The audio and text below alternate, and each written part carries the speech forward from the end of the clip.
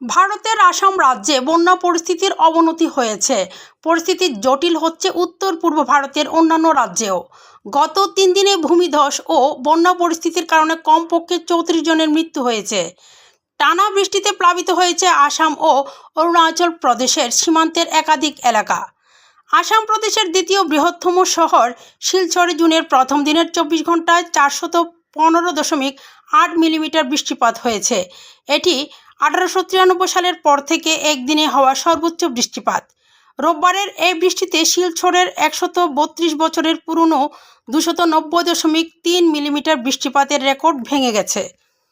অন্যদিকে ভারী বর্ষণে সৃষ্ট বন্যায় ভারতের উত্তর পূর্বাঞ্চলীয় রাজ্য সিকিমের বহু এলাকা যোগাযোগ বিচ্ছিন্ন রয়েছে। এসব এলাকায় অন্তত 1,500 পর্যটক আটকা পড়েছেন। ভারী বৃষ্টিতে মণিপুরের বিভিন্ন এলাকাও প্লাবিত হয়েছে।